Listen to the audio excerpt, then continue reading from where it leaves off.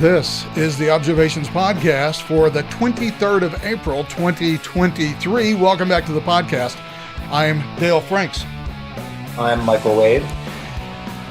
And we haven't been able to have any conversations for the last couple of weeks, at least only live ones, none that are on the air. So we've missed a lot that has gone on, and I don't really feel like going back completely and covering everything that we covered. I think you did a great job in my absence. Well, thank you. I appreciate that. I was wondering what you had thought about the run through that I did, and I'm not going to assume that you watched all hour and 40 minutes of it, but I was just wondering what you thought of, from my perspective as a non-lawyer, sort of law enforcement perspective, what the Trump indictment looks like. I thought you had it pretty well nailed. I mean, because the deficiencies are really at that complaint level. And so that's something you're used to seeing, reviewing, and, in order to set up the case, you have to have certain facts to meet a certain statute and whatever. Not a huge amount of nuance there. There does seem to be a lot of bootstrapping, which you mentioned. And I think it's a pretty obvious failure on several levels. And you mentioned, at least from what I saw, you mentioned the main ones, it being a federal charge that he's not empowered to bring, that there, hush money payments are not illegal. So that's not even a misdemeanor. This is all based on an interpretation of federal campaign election laws and misstating what payments were made. In fact, exactly what the Hillary campaign got nailed for, and had to pay a fine. He alluded to it, but it's not expressed outright, at least not in the indictment, to New York state campaign laws, which would be inapposite because this was a federal election, so they wouldn't apply. So yeah, no, I thought you did a very thorough job. Went through it step by step, and I thought it was a good analysis.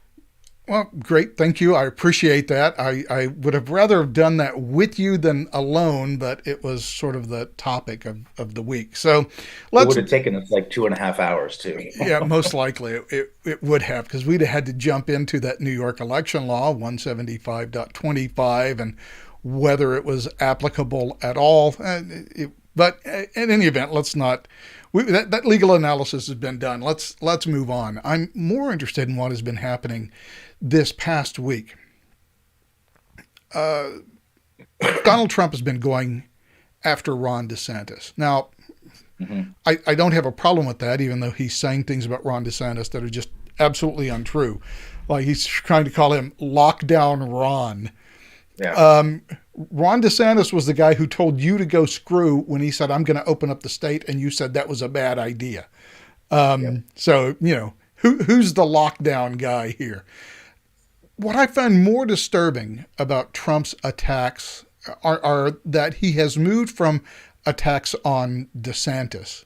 And I don't know whether they weren't reaching traction or what the deal was, but to an attack on Florida policy, most of which are kind of the centerpiece of what GOP policy is. And so what Donald Trump has done is sort of turned from criticizing Ron DeSantis to just criticizing GOP policy in the state of Florida. So here is the guy who supposedly is running for the GOP nomination, who is trashing basically the core policies of the GOP and what have been core policies for years. That, to me, alleged core policies. Yeah, publicly stated policies. Let's put them that way.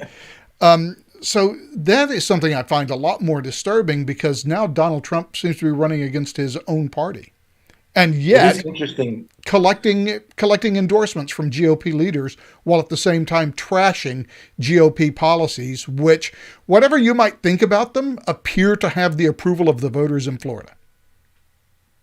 By a landslide. Um, it is interesting that Trump is now kind of adopting these lefty smears Oh yeah, as he his he own. actually came up with an attack this week that was basically copy pasta from some left wing, research organization. So Right. so here he is attacking GOP policy from the left. Yeah, exactly. And in my mind, this is absolutely fine because it's now distinguishing him from the field. Um, I never thought he was conservative or even really libertarianish. I think that he does understand what's good for business. And I think he still understands that. I think he was very well tapped into an unheard um, plurality that felt listened to and catered to by him, and he did what he said he was going to do for the most part. Um, I right now he's really going in the opposite direction and running towards his kind of lefty roots. I mean, let's face it, he's a New York guy. Uh, Being comfortable with government graft is something that doesn't seem unusual to him, and that's kind of the way he's running. So, I thought it was interesting that he and Don Jr. Jumped into this into the Disney fray on one hand, backing Disney because they gave basically give money to Republicans in some races, but also the whole Bud Light thing. Once they figured out, oh wait, Bud Light or Anheuser Busch donates a lot of money to Republican candidates. Huh? Maybe we should lay off on them. Like, no, they pulled a stupid. They get punished for it. It's that simple. And by the way, the marketing VP that pulled that stupid has gone to seek out other opportunities. Yeah, maybe in catering to women's alcohol usage or something. I don't know. Yeah, Um, I don't think that she's going to get the redneck vote anytime soon. no, So, probably not, and neither is Bud Light apparently. Although I probably have not had a Budweiser for, well, it's the 1980s. I can definitely say that I have not drank a Budweiser product since the 1980s. I have a bunch of friends at the local bar I go to who that's what they like, Bud Heavy. And then one of them was routinely, he would always get the Bud Light. He's younger. And as soon as that all happened, he just switched to Bud Heavy. He was like, nope. Like, and they all acknowledge, yeah, we know it's the same, you know, uh, company and whatever, but here's where we draw the line. Yeah, huh? And this Just is very much the not necessarily in occupation, but certainly in temperamentality or temperament. Um, the kind of blue blood, working class kind of mentality type people. I mean, the place that we hang out is truly a dive bar. So, you know, if they're, I guarantee you that they have not ordered any more Bud Light for a couple weeks now. So, yeah, yeah, just that was a bad move on their part. yeah. It again, it goes back to something we've talked about quite a lot, and I guess I don't understand how people don't grok this. Is that there is a very vocal minority who will jump out for anything that even smells remotely of LGBTQ plus support. And they're very public about it, they're very vocal about it, and they can cause a small minority of people, but in a nation of 300 million, 330 million people, a small minority might well be 3 million people, who, I mean, that would be 1%, right? And you get these letter writing campaigns and call campaigns. And so they make a lot of noise. They're 1%. Right. And just a very loud and vocal and active 1%. Yeah, and corporations who are catering to them, and that's exactly what this was, do they not think about the other 99% and how that affects them? And by the way, it's not just whether it's transgender or whatever the issue du jour happens to be. Why would you want to get involved in politics at all as a company with all of the pitfalls that might come about and befall you if you did? Why wouldn't you maintain some sort of neutrality? And I realize that there is in every company this vocal group of employees who demand action now.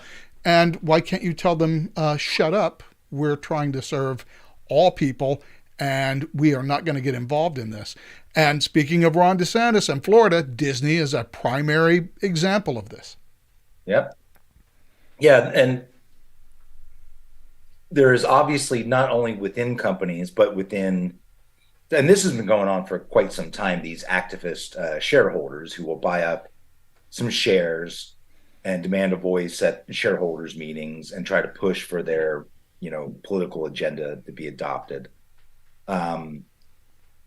This is something a little bit new in that it's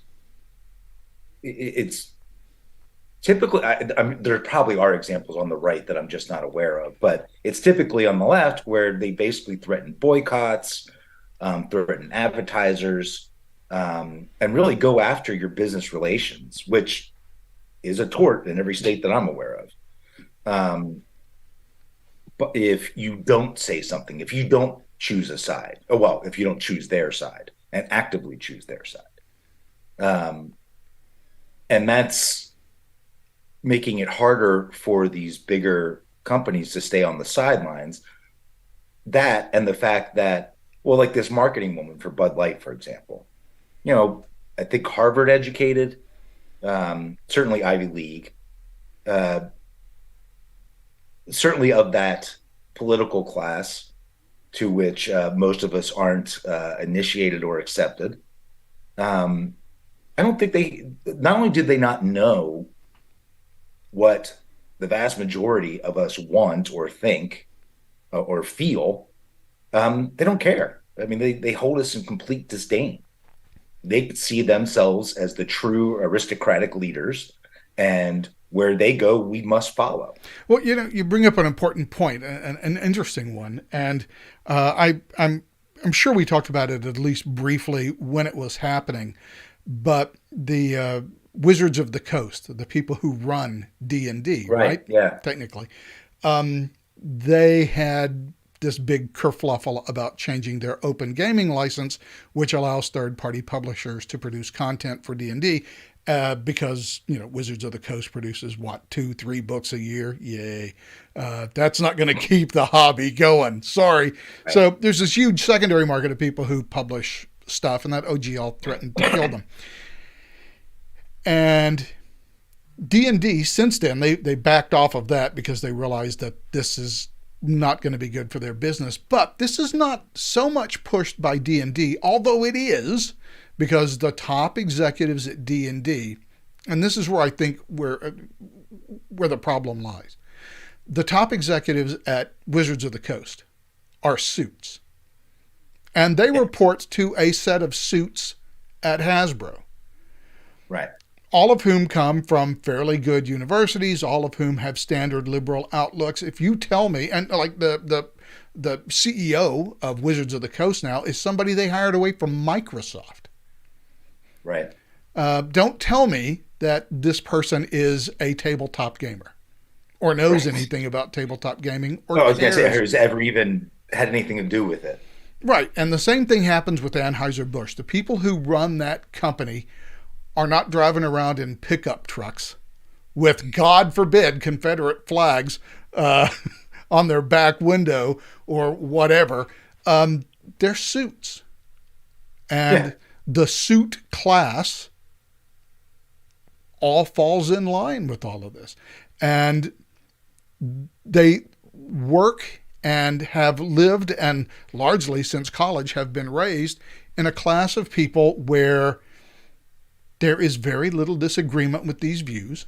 They've never had to defend them.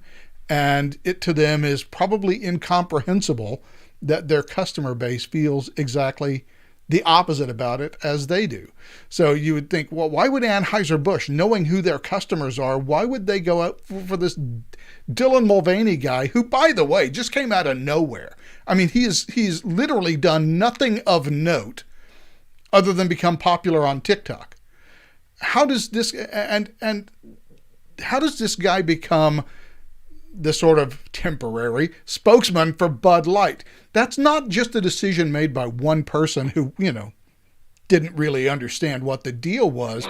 I mean, you are now changing you're putting this guy on bottles. You're bringing in the production people, the manufacturing people. You are now cross-functional in this initiative. That doesn't just get approved by some person who just gets a wild hair up their ass.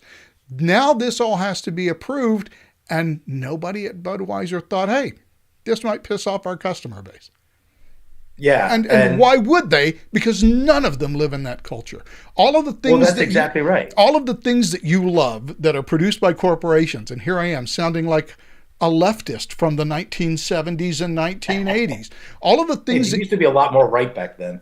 Yeah, all of the things that you love about corporations or about your hobbies or whatever it is, if they are produced by corporations, are at this point produced by suits who literally don't give a shit about your hobby or what you think. And so, Dungeons and Dragons, a couple of weeks ago, 2 weeks ago, announced that they are removing half races from D&D. Yeah. So you can never, so there's no more half orc or half elf. You have to choose, and and the way it, for those of you who've never played, it sort of mixes some of the attributes of both races together, so you get a unique type of advantages and disadvantages by choosing those half races. Well, that's gone now because according to Wizards of the Coast, well, half races, that's inherently racist. Cher is going to be very disappointed. Half breed. Everything that you love that is run by corporations is run by suits who don't give a shit about the thing that you love. Is in Anheuser-Busch, I don't even think is owned by Americans. I know it's owned by a consortium, but I think it's actually run out of like Europe or somewhere now. Hell, for all I know, it's run by Tata. Everything else is. Yeah. Like the automotive industry, Tata Motors. Right. Yeah. So of course, I mean, you nailed it on the head. These people they're not familiar with the underclass culture. They have no idea what their customers really want, and the whole point of a marketing person is to do the research into that and figure it out. So to the extent they've done that, I think they must have rejected the results as, well, that doesn't fit in with our ethos, where everything gay is good and everything transgender is even gooder. So they clearly don't see themselves as catering to customers, but handing on wisdom from on high that we're just supposed to accept as the good little plebes that we are. It's toxic, and it creates a huge separation. I saw something today about this website, Flappers, I think it's called, something like that. I saw it from Christian Toto, and they have a couple of these sort of documentaries. They're a little bit tongue in cheek, but the history is accurate, but the side comments are, a little bit ribald at times. And one of the things they pointed out about the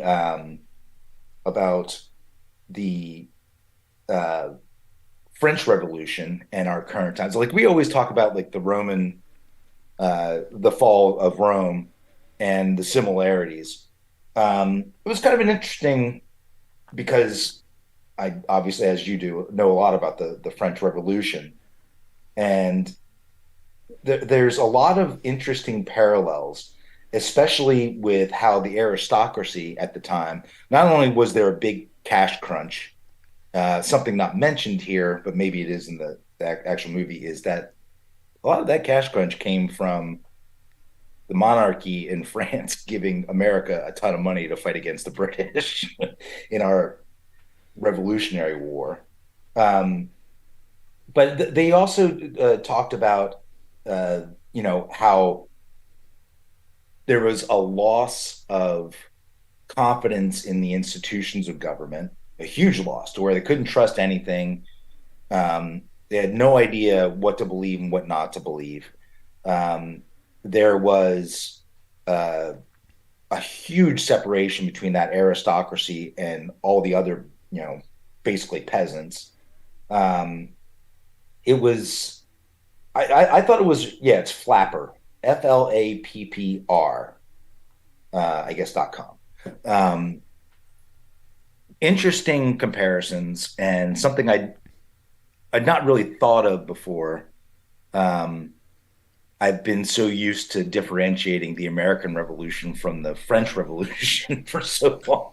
It didn't even occur to me that we might be recreating a French Revolution type, uh, situation here. But I think there are some good analogies to be made, especially like what we've been talking about between political class and the rest of us underclass people. We see it all the time in the two tiers of justice that we clearly have. We see it all the time in the way that the policies and government that implements those policy, how they're run, and they just lie to us about what they're going to accomplish. They never help us, but man, if those political class people don't make out like, bandits. It's like the joke that you told a few minutes ago when I said this is Republican policy, and you jumped in and said, well, it's supposed to be Republican policy, and nominally. That's it. Yeah, nominally, that's it exactly. The policy is whatever we need to say to get us elected, and then once we get elected, we will not do it. And Obamacare, of course, is the most recent and most basic example of how this works. You have to elect us to Congress so we can overturn Obamacare. Okay, we'll give you Congress. No. You got to give us a president, or we can't overturn Obamacare. All right, we'll give you a president. Well, here's the thing. It's complicated. Right. Okay, but... remember, we had it all the way to the Supreme Court. But that fueled Republicans in election cycles in 2010, 2012, and 2016. And once in 2016, we literally gave them everything that they said they would need to get rid of Obamacare. They didn't. Nope, they didn't even try. It was all just pleasant mouth noises that the political class makes to assure their own jobs. The only thing that was really accomplished was, ironically, with the help of Mitch McConnell and pushing through judges that Trump had nominated.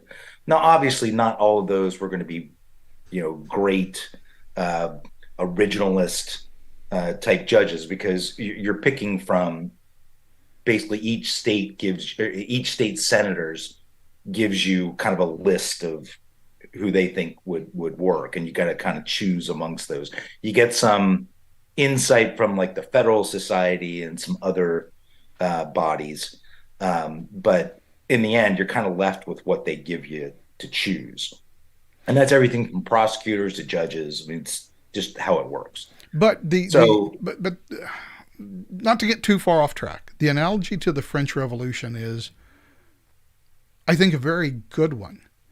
It's one of the things, first of all, by the way, isn't this something we've been talking about for 15 years? True. This was coming, and that unless we make some fundamental changes to how our government works, it's unavoidable. And then when Donald Trump got elected, our general position has been Donald Trump is not the problem. Donald Trump is the symptom of the problem. And the problem is a political class for both parties who do not work for the American people. Correct. I don't know who they work for, but it never seems to be for the American people. We can't do anything. We can't do anything at the border. We just have to let people come across. And of course, as of this week, if you come across and say, oh, by the way, not only am I here in your country illegally, but I'm gay. Well, hands off. We can't do a thing to you. We just have to let you go because, well, if you're gay, we certainly can't deport you back to, I don't know, Mexico or Guatemala. Oh, yeah, and the 25 kids I brought with me over the border, they're all gay too. They're mine, by the way. and again, we can't look into that. And so Secretary Mayorkas will go before Congress and say, as he did this past week, the border is secure. Everyone knows that is not true.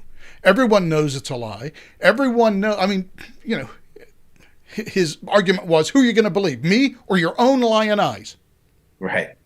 I mean, that's essentially what it is. He just deny. And he thinks it's just an opinion. He doesn't think there's any metrics to this, even when they're pointed out to him. And of course, he never, ever knows the actual metrics, even though they come from his office. He never seems to know what they are. I'm sure that he does know. I'm sure he knows all of them. I'm sure he has them down by heart. He just doesn't care. And by the way, if the government switches over and we get Republicans back in, there's going to be a whole raft of things that they don't give a shit about either, that the American people do. Because we have managed to build a government in Washington, D.C. that is so insular and is so filled with insider games that to the extent that anything happens that helps the American people, it is purely by accident. Very true. Yeah, very true. They look out for their own first. I mean, that's just, I think it's undeniable at this point. And I think more and more people are seeing it. I just don't think they know what to do. I mean, we get so focused on these micro issues of what's happening today, a train derailment, some border crosser committing a crime, like all these little incidents. But you got to get to the actual, up here. You got to get up to that 30,000 foot level to understand. Which by the way is hard to do because both sides have a vested interest in getting us hooked in on these clickbait stories about this is the thing that happened today. And it was my opponent's fault. And it was my opponent's fault. But what about the bigger picture and being able to see things from a 30,000 foot view is really important. Although you just asked a question, what do people do about it? Well, I ran across this, which I think is fairly interesting, and I am not sure why you aren't showing up here. There you go. Okay. I had you too low, and I think I'm going to have to make this a little smaller so that I can move it up, at least so that we can see the key here. You don't have to show me if it makes it easier. Yeah. I'm just trying to show both of us and show people. And here it is. Net, both international and domestic migration into states. So when you ask, what do people do? Well, 218,000 people appear to have left California, 10,000 Oregon, 110,000 Illinois, 13,000 Pennsylvania, 222,000 in New York. And also 39,000 out of Louisiana, but I can understand Louisiana. That could be for a lot of reasons. And look at where they are going: 350,000 to Texas, 444,000 to Florida, 109,000 to Georgia. I mean, I think we can say with a fair amount of accuracy that one thing that you can do is vote with your feet. That's true, and people are doing that. On a fairly massive scale. And especially, I mean, that's just residents. And by the way, that's 1 year. That's 1 year. Right. That's just 1 year. Yeah, that is a net migration of basically 1 million people out of red states into blue states. Yeah. So, and then when you look at businesses, the migration of businesses, which migrating a business out of California is very difficult. It's actually fairly difficult out of Texas too. I've done both. Each state tries to hold on to as much power over those companies as possible. But the net gainers in this are mostly Texas, Tennessee, and Florida, where not only is it cheaper to run a business, it's cheaper to set one up. The taxes are lower, and your corporate protections are much higher. You're still going to get tons that nominally move to Delaware. By the way, I hate to interrupt, but that reminds me of one of the things that Donald Trump said about Florida this week in his attacks on Ron DeSantis, is that Florida, with its taxes and prices, has become so unaffordable. And all I could think of was, wow, Don, maybe you should move back to Manhattan Yeah, for exactly. the low Well, I saw taxes something and about lower cost of living. right. Well, I saw something about DeSantis's team saying, "Hey, we'll help pay for Trump to move everything from here to California if that's the way he feels." Yeah, and based on the numbers that we just saw, he'd be one of the only people moving to California. Exactly. I don't think he's dumb. He may be crazy and narcissistic, but I don't think he's dumb. Um, and again, whatever. I don't want to get back into that Yeah. whole stupid thing. It's boring. Donald Trump's going to be Donald Trump. It's really the reaction is the only thing that's important. And so far, DeSantis has just ignored him. Yeah, which is the best thing you can do. Just ignore Absolutely. Donald Trump. Just let him talk. And I have to admit, though, that I am. I talked about it last week. I don't know if you saw it, and you're not obligated to watch the podcast if you're not on it. But the way the Republicans have so many winner-takes-all primaries, and my assumption is, based on the past, is that Donald Trump has about 30% of the GOP just baked into the cake, or at least he has.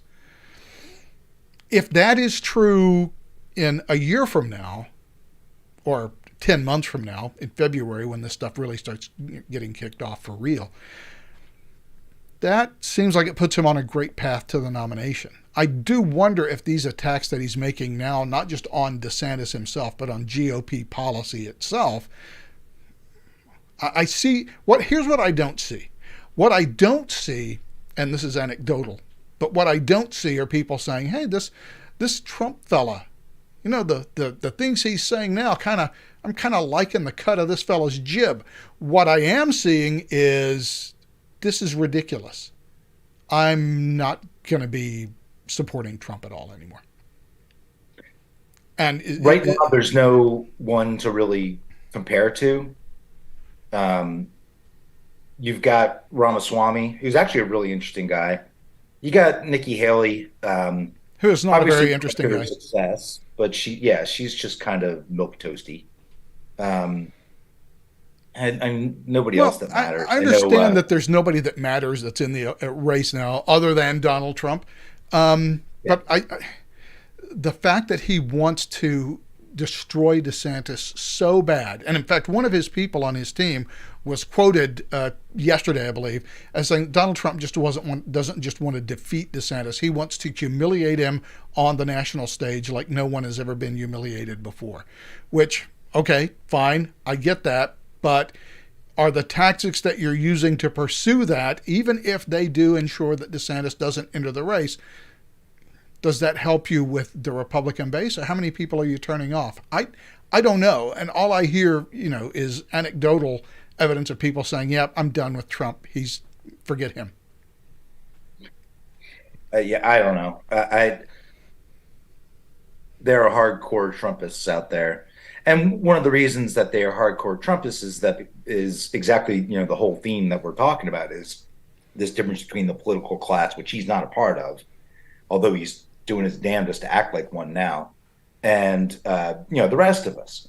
And that was his real appeal to a lot of people who didn't vote, who maybe voted Democrat for like union reasons or whatever else, welfare reasons.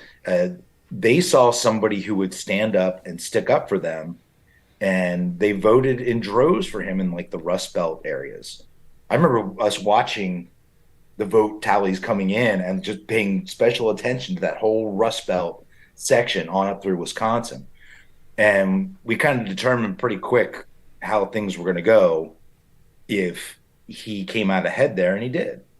As far as the primary goes, however, a performance that was not repeated in 2018, No. 2020, or 2022. Right. So I think that for the primary, the only way to shake DeSantis is for uh, Trump or anybody else to win the South Carolina primary. I think that's the first real contested uh, Republican primary. New Hampshire doesn't make a whole lot of difference. Iowa's kind of useless. I don't think they matter much. There may be a couple others, but South Carolina is the big one. That's the one that really separates the wheat from the chaff.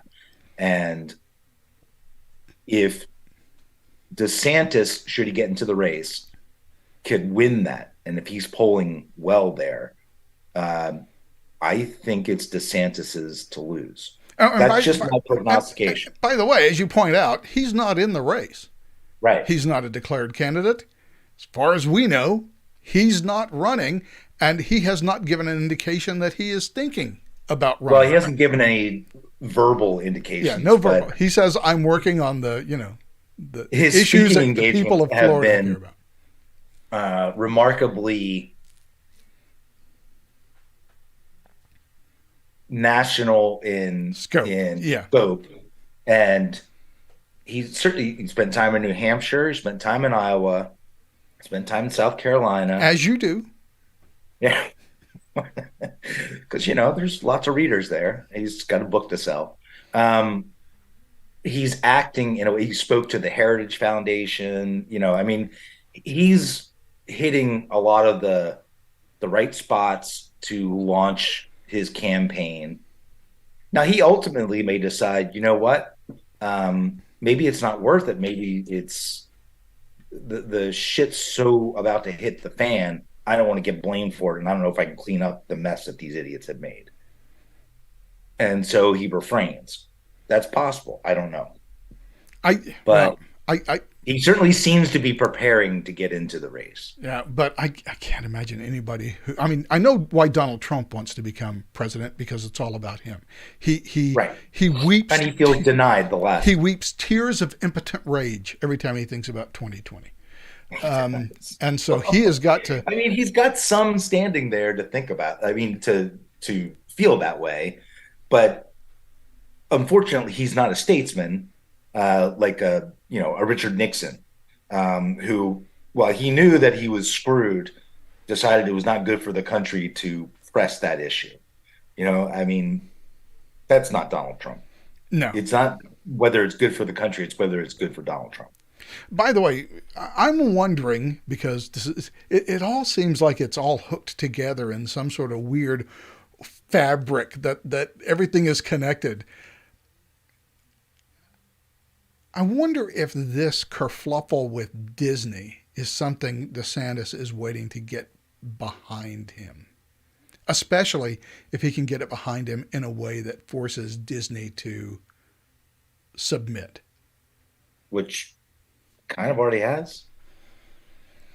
Kind of. It's very interesting. I see a lot of people who are supporting Disney and saying, well, this is all horrible. And even people, of course, the usual suspects, the bulwark crowd, who it's not conservative to go after Disney.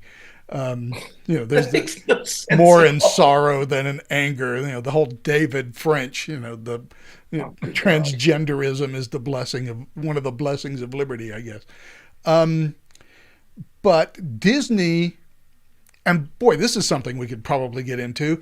Talk about self-dealing. Talk about, here's the thing. Theoretically, the Reedy Creek District has a board that is elected from residents of the district. Because when Disney built the place, by the way, one of the things that they promised the state of Florida was that there would be housing on that Disney property, and that there would be homeowners there, people who lived there and who could take over the board. Well, they never really did that except for the very smallest bit of people who are associated with Disney. Disney basically chooses or chose the board members of the Reedy Creek district who, It's a company town. This is an yeah, old school yeah, mining it's a railroad company company town, town. and the independent district that lived with its own taxation policies and its own development policies, all dictated by Disney through a board that were basically Disney puppets. They just went in and said, okay, well, we're going to implement a restrictive covenant that says Disney can do whatever the hell they want.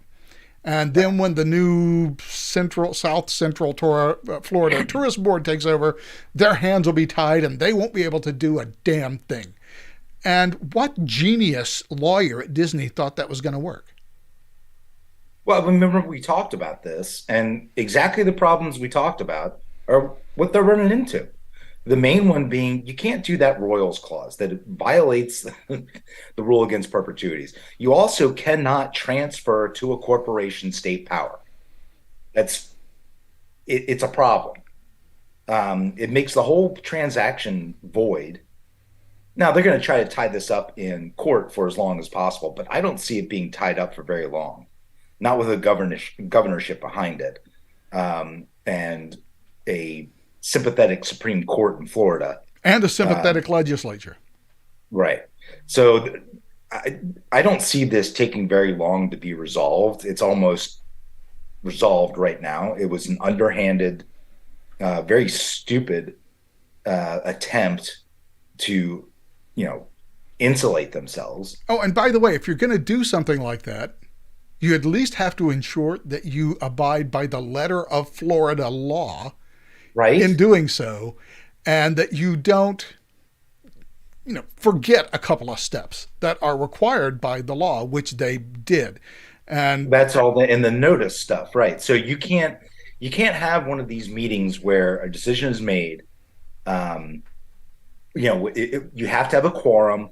You also have to have notice and comment time before the meeting is held. The agenda has to be set. You can't throw new things on the agenda. There are some exceptions, but you can't just throw new things on the agenda without announcing them first. And that's so that the public has the opportunity to research and figure out if they want to address that particular issue and what they will need to address that particular issue. They didn't do any of that. They just rammed it through and made major changes to their charter. Yeah, and from Disney's point of view, the risk to this seems to me, okay, what happens if we do this and we lose? Right. What do we do? And there have been a lot of people who say, well, hey, just move Disney World to somewhere else. Yeah. Oh, Puerto Rico would be great. Oh, really? And where do you think the money to do that is going to come from? First of all, where are you going to find the land? Yeah, it's a huge property. And you might be able to find it in Alabama. Yeah, but you can't move there because, I mean, if the humidity and heat is worse than Florida anywhere, it would be Alabama. Yep. And you can't move really any farther north almost than Tennessee because now you've got to deal with winter weather. There's not a lot of places for them to go and not a lot of places they could afford to go because what would it cost? I've seen some estimates. It would cost $100 billion to move, and it would probably take a decade for them to build. Oh, let's not even talk about how are you going to get all of the environmental clearances for taking over. The best thing they could tens of probably do thousands is of buy some island from the Bahamas or Haiti or the Dominican Republic. Yeah, but now you can't drive to Disney World. Yeah, exactly. And so then, I mean, and you wouldn't literally move. You would just abandon what's there and build new, right? Maybe you take along a few of the more, iconic symbols, but it would be very expensive. It would be very time consuming. And like you said, once it becomes an airborne or a seaborne transportation option, you're going to lose a lot of customers. Now, you can make all the deals you want, especially, Disney has its own cruise line, which is already very expensive. Even if they try to include, a couple days of Disney time at their special island, which they've already got one. Most of the cruise lines do in the Caribbean, but it's small. Even that, it's not going to make up enough in the revenue that they would lose from not being able to operate full time a slammed theme park. And Disney is always slammed. There are no off days. Here's the thing: we don't need to even get into the weeds of all this. Even a cursory examination, without even having to open up Excel once to look at numbers, even a cursory examination tells you that there is a very small chance that we're going to be able to win doing this. And the consequences of losing leave us stuck here with a vengeful state looking after us, or looking at us to try to figure out how they can regulate the hell out of us. Where is the upside? I mean, other than the PR plus that you get with some percentage of the population, whatever it might be. Other than that, what's your upside? Why go through this fight? And again, it comes back to, because this is what my religion says I have to do. Yes, that's exactly right. And that's what it is. It is, a religion. Who was it? I guess G.K. Chesterton. Allegedly said, it may be apocryphal, but the thing about losing religion is not that you don't believe in anything; it's that you'll believe in anything, and that's essentially what we have.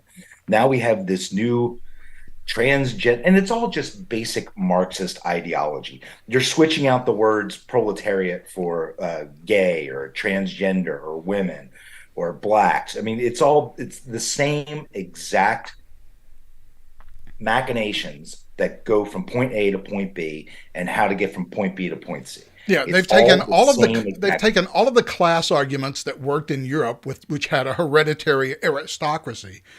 And then they have finally figured out that the fault lines in America are race and gender, not class and birth. Right. And that's why it was so hard for it to really gain foothold here, except amongst the elite.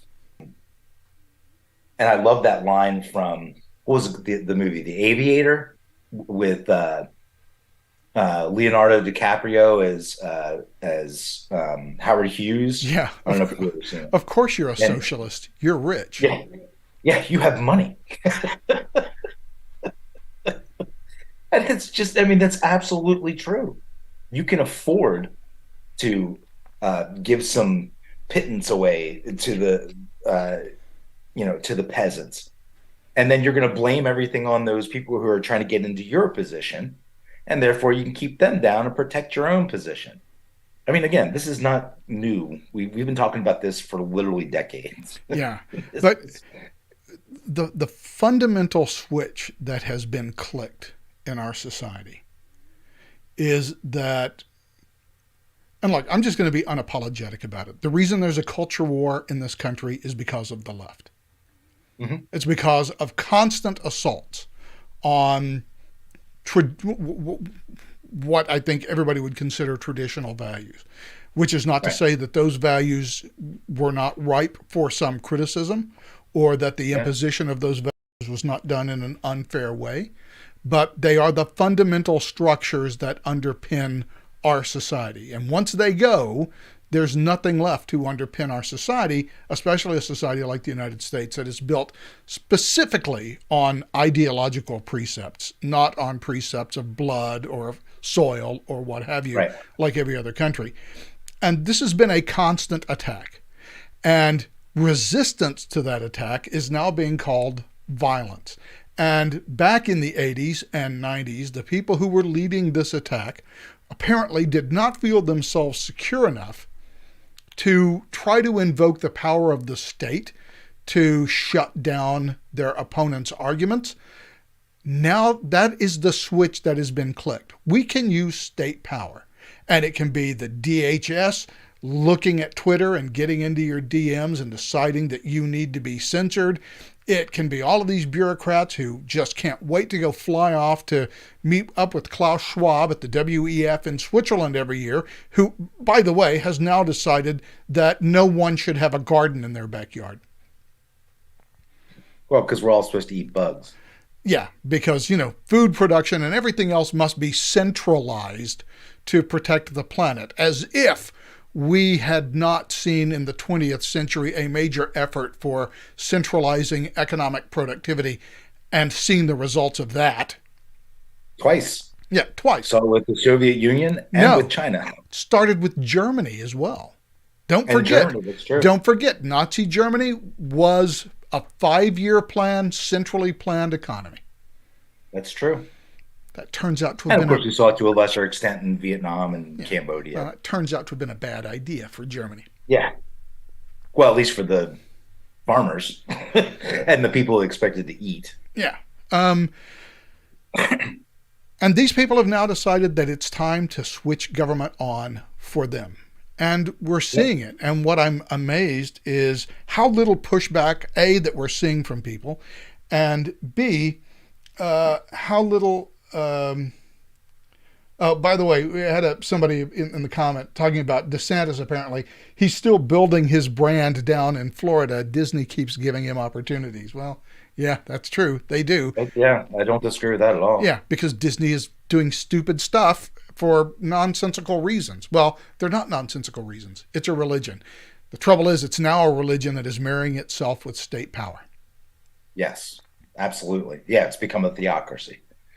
And you're right about using state power. Now, this has always been. And by the way, the right is not innocent of this either. But they're not the ones.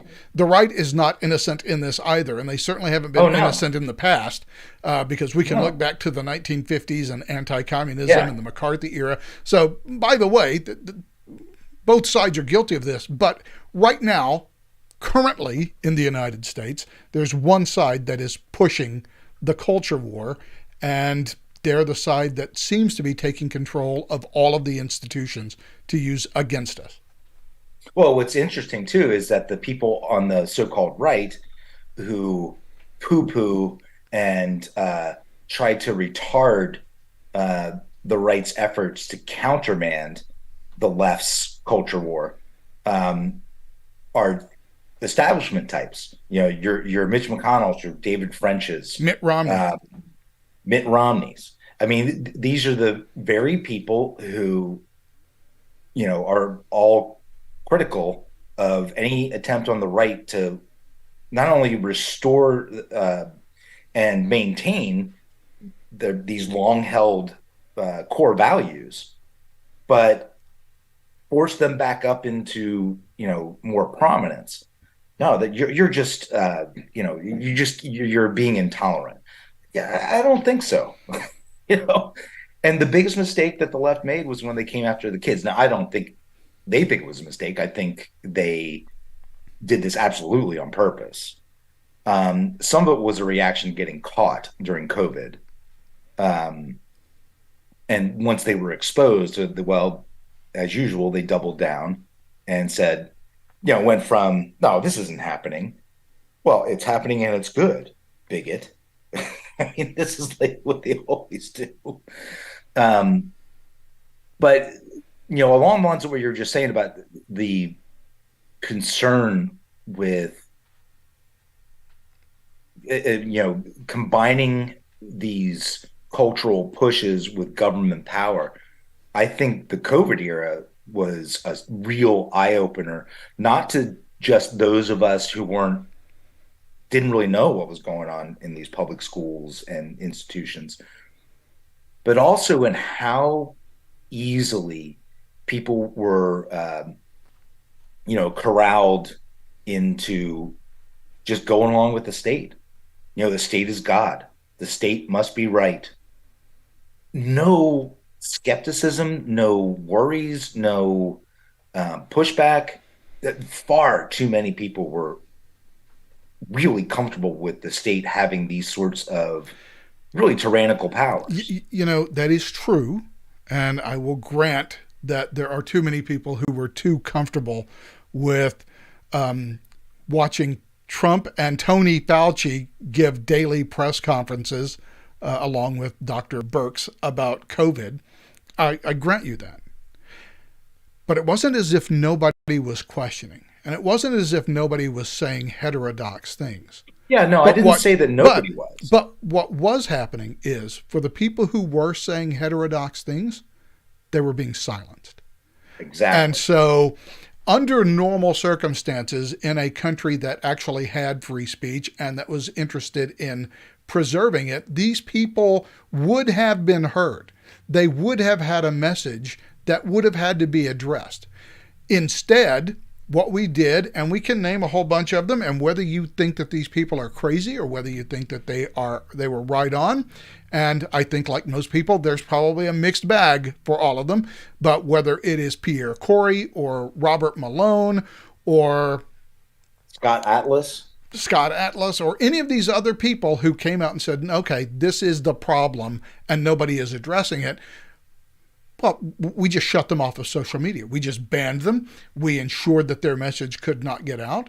And the government of the United States was contacting social media to say, these people's message cannot be heard by the public.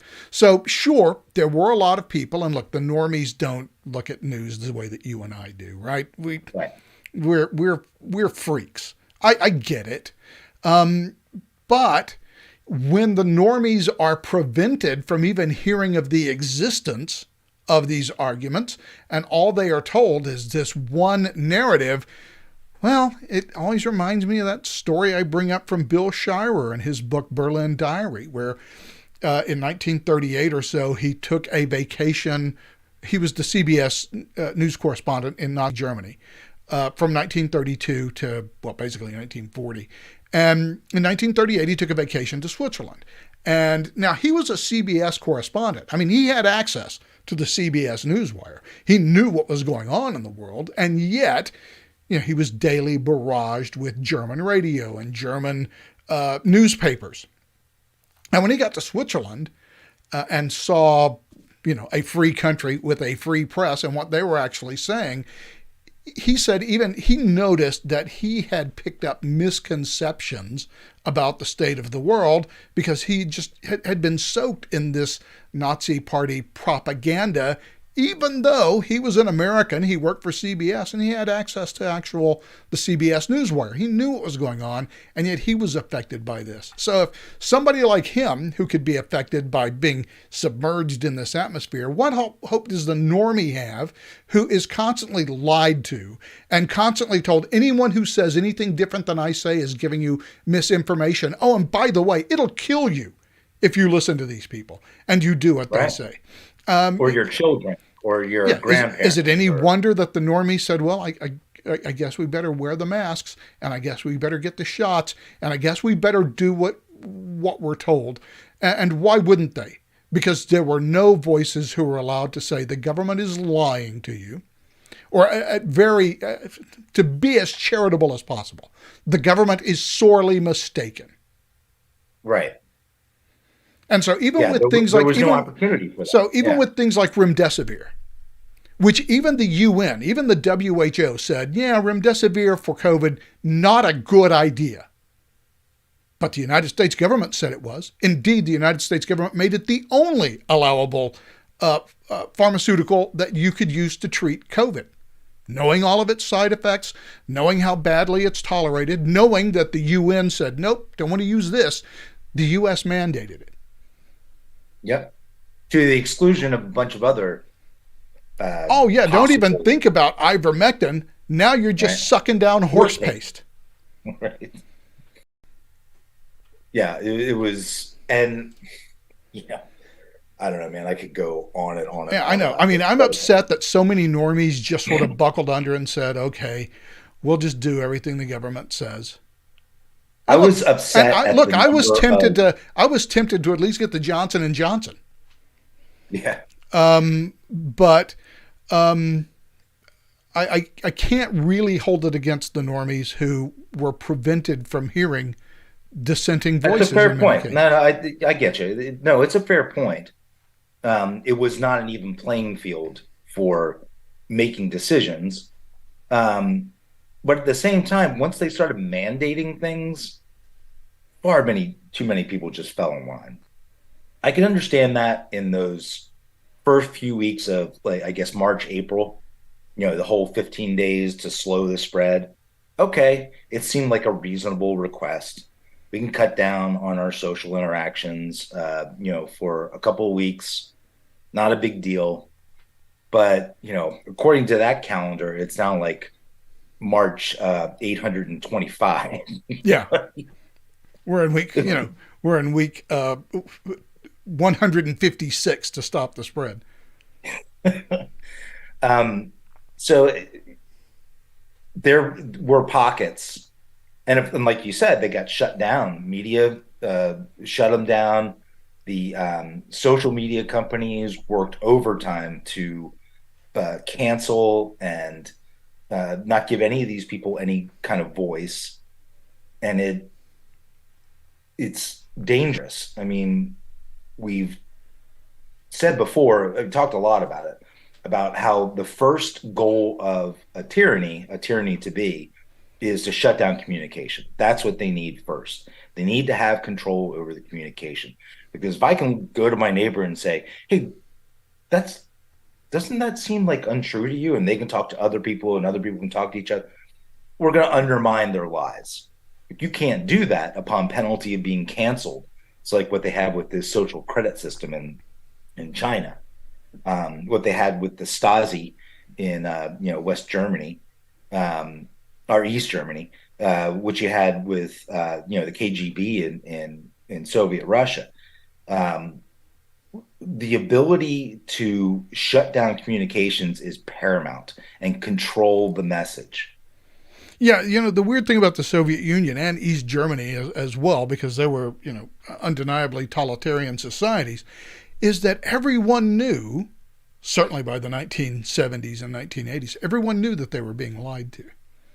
I mean, I Right. think the last real commie believers probably gave up on the system in the 1960s.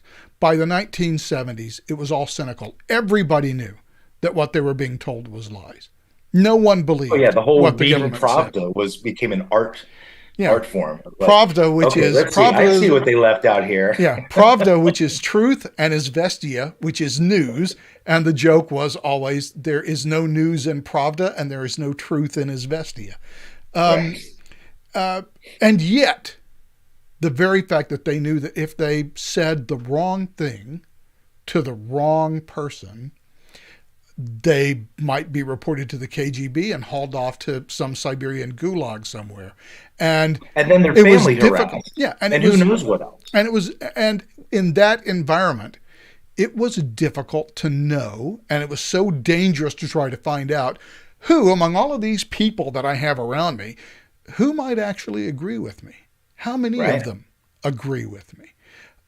It was too dangerous to even ask that question.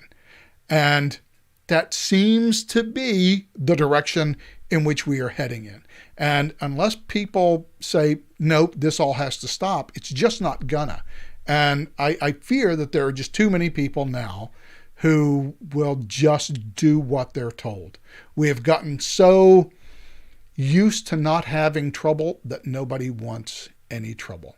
And so they'll just shut up Sometimes and I take it. wonder, one of the basic premises of Aldous Huxley's A Brave New World is that everybody's taking this wonder drug soma, right? It's a behavior.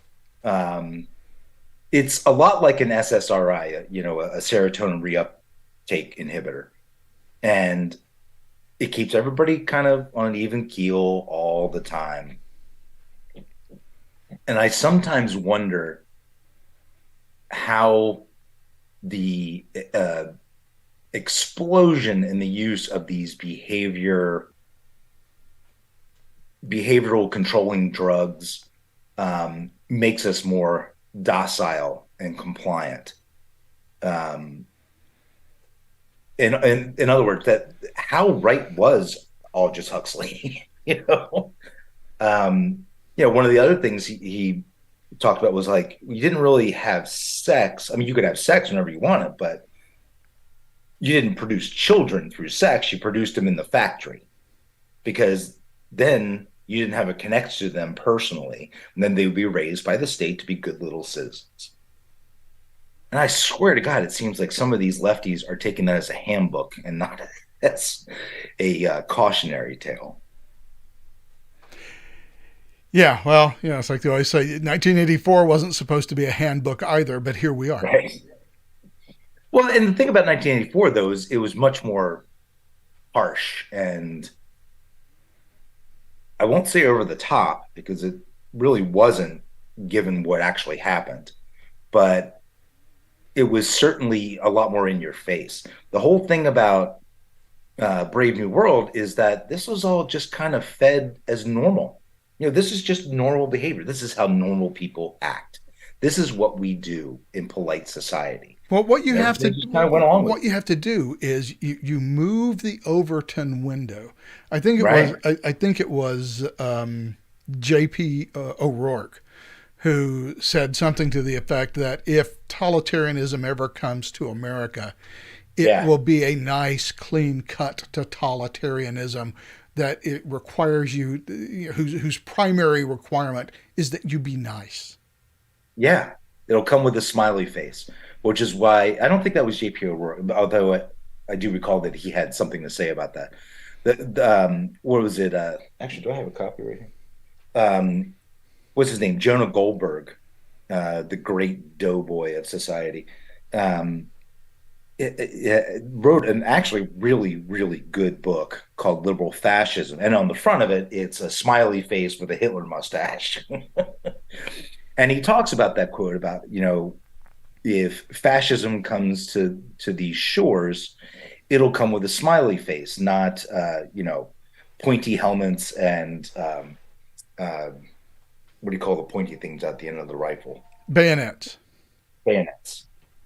And it was based off that quote, which makes you think it's older than O'Rourke. Although I wouldn't put it past him to say something like that. He's brilliant satirist. And that is kind of how it's worked out. Ronald Reagan pointed this out. The 7 dirty word or 7 worst words you can hear. It's, I'm from the government and I'm here to help. I mean, this is literally how we've been running government for the last 30 plus years, for the most part. There have been some small patches in between, but I mean, even the Kennedy years, as short as they were not this invasive into our private lives. They didn't insert government into being our daddies.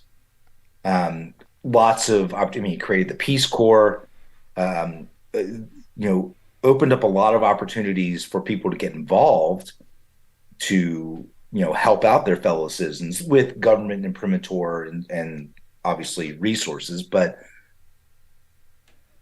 even then, we didn't have anything like we've had over the past 30 years, where the government leviathan, especially through the bureaucratic state, is involved in every little decision we make. And then we wonder, why is everything so political?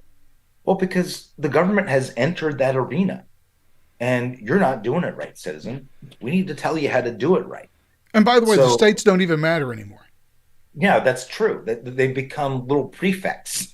Yeah, they're administrative departments of the federal government almost, which is... And that started with, the 17th Amendment. Yeah, the direct election of U.S. senators, one of the worst amendments ever.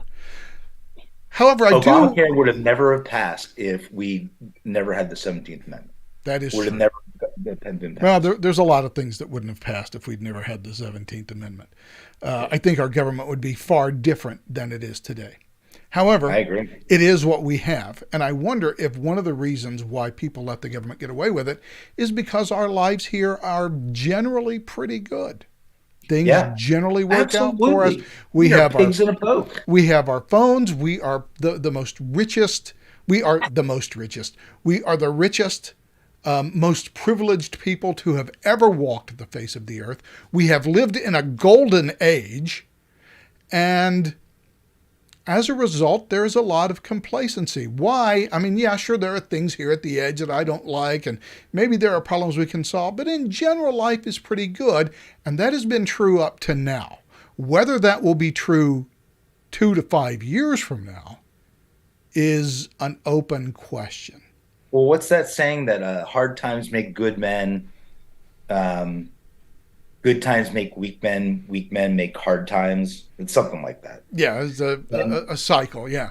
And right, and we're kind of in that weak men make hard times uh, part of the cycle, and it's because we exactly like you just said, we're living high on the hog. You know, we have the best of everything available on Earth. but we've done it by bankrupting the system. We've done Yeah, it by borrowing against our future. And speaking absolutely. of borrowing, this week, apparently the Biden administration has decided that if you have a good credit score, you have to pay a higher interest rate than people with a FICO score of 640 or lower.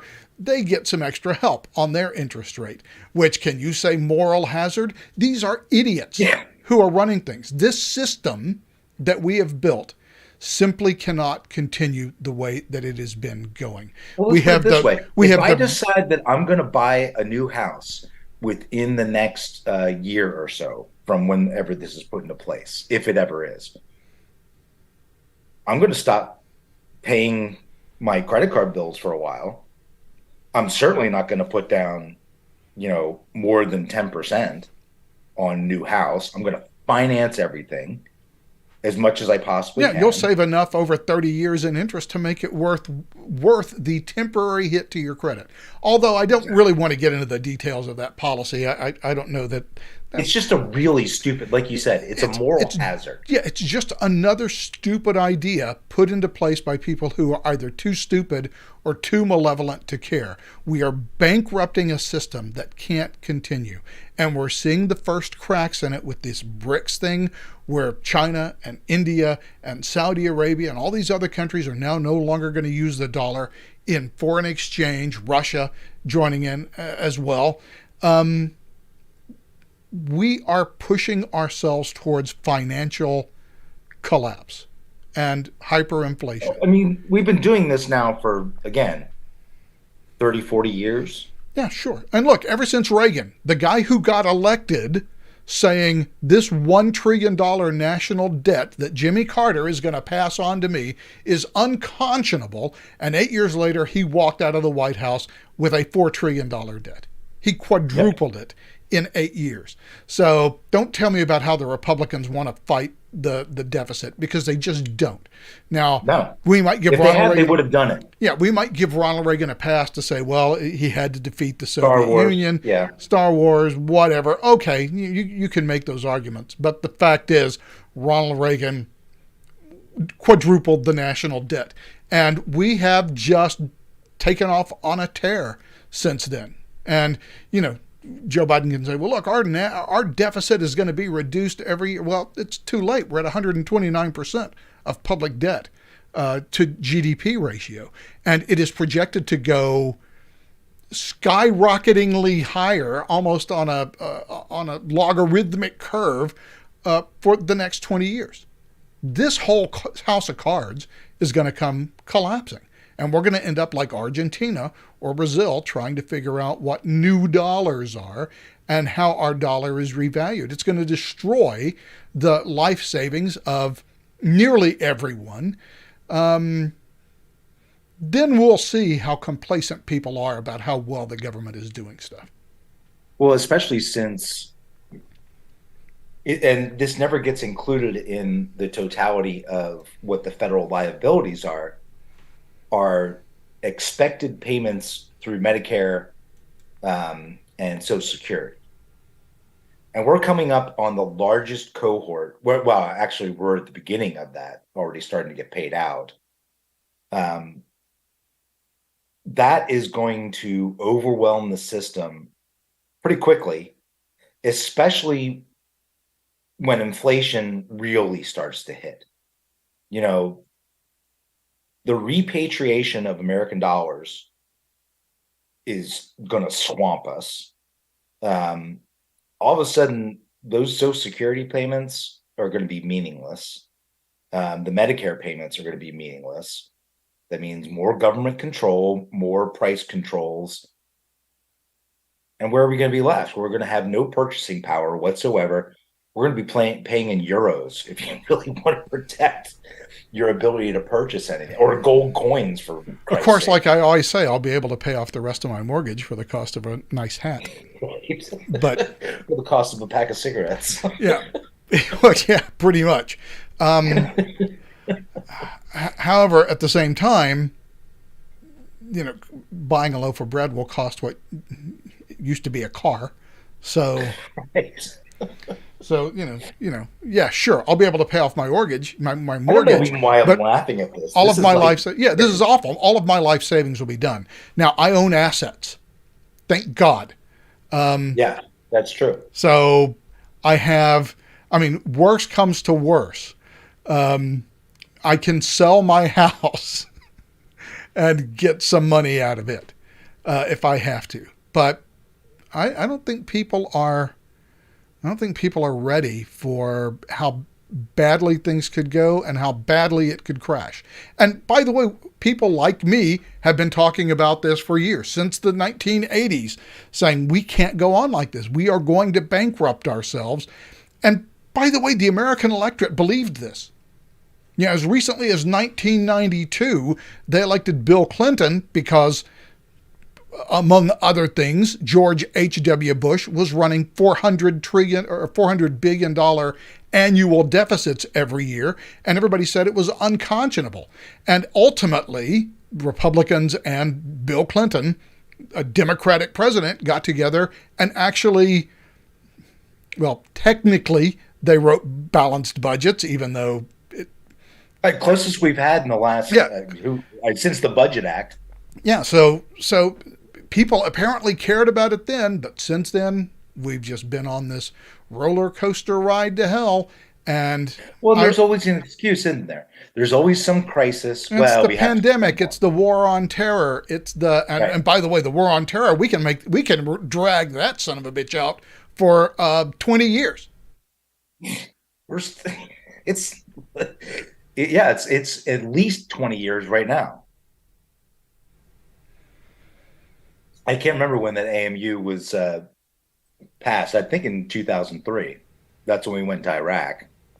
No, was it 2003? I thought it was 2000. We went to Afghanistan in 2002. No, 2001. No, we went to Afghanistan in 2001. Yeah, 2001, and then we did not go into Iraq until 2003. I'm pretty sure it may have been the end of 2002, but there was a long. I think it was early 2003. Yeah. So yeah, 2002, somewhere in that, I don't know, November, December, January. Yeah, well, there's always an excuse for why we have to borrow more and more and more money. But when you're 129, your debt ratio is 129% of GDP. And look, I get that. Let's say I was to buy a house right now, and I was to pay. Well, let's say I made $100,000 a year, and I bought a $200,000 house. Where you're going to find a $200,000 house in this country, I'm not entirely sure. Certainly not in California.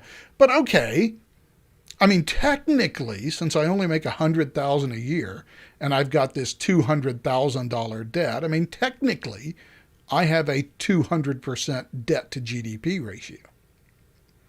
So, I mean, technically, I'm fine. On the other hand, if I get to you can't look at it as a one-time score of income. Yeah, no, I get it. Exactly. However, if I'm not making enough money in revenue to cover the interest payments on my debt, and I'm borrowing more, which is basically the situation that the federal government is in now. Our revenues don't cover our expenditures, our mandatory expenditures, Social Security and Medicare, which make up 2/3 of the budget. And then on top of that, only mandatory until Congress says they're not. Yeah, and on top of that, service on the national debt. So at Right. least, which is now getting more expensive with interest yeah, rates. I mean, at least it used to be that our revenues at least covered Social Security, Medicaid, Medicare, Service on the debt. and service on the debt. Now it doesn't even cover that. And like you said, sure, Social Security and Medicare, that's mandatory, right up until the point that Congress says it's not. Right. And by the way, don't think that people in Congress don't know that. Oh, of course they know that. Well, some of them know that. There's anywhere from 80. Maxine Waters, I'm pretty sure, doesn't have any fucking well, clue. she doesn't have any clue about anything. But there is anywhere between $80 and $150 trillion worth of unfunded liabilities just sitting there in Social Security. Yeah. So when you see the true debt numbers, now they are extrapolated and projected. Yes. I mean, there's a lot of assumptions there, but they're fairly solid assumptions. And the basic assumptions are that the payment rate and the number of recipients is going to remain at some certain level. And we have the population demographics. We know, what the actuarials are. So we can give a pretty good idea of how many people are going to live off of Medicare and Social Security for how long. And so you get the more conservative estimates I've seen are something like 90 million. I'm sorry. Or, excuse me, 90 trillion. Trillion. And the more excessive ones are upwards of like 250, 300 trillion. Now, yes, even my estimate of 80 to 150 trillion right. is still on the conservative That's fairly side. on the conservative side. And probably a little more realistic only because you're just reaching a point where it just can't be done anymore. I mean, that's the only reason that the promises won't be fulfilled anymore once you reach that level. Promises that can't be kept won't. That's exactly right. And that's the bottom line of the whole thing. Well, look, Michael, with that in mind, I think that is sufficiently pessimistic enough for us to go ahead. I'm glad we're back on track, Dale. Glad we're back I thought we were getting a little too happy. Good. We're back to normal now. Everything is collapsing around us. Who was it? What's the poem? Things cannot hold. The center falls apart. And yes. That's what living in modern America seems like. Even though most people apparently don't realize it, they will sooner or later. In any event, slowly and then suddenly. In any event, with the imposition of doom hanging over our head like the sword of Damocles, have as pleasant a week as you can, and we'll talk to you again next time. All right, good talking to you. You've been listening to the Observations podcast for, what is this, Sunday, isn't it? Sunday, the 23rd of April, 2022. As always, we're happy that you join us for the podcast. We hope that you'll be joining us for it again in the future. Until then, have a great week. We'll talk to you next time. So long.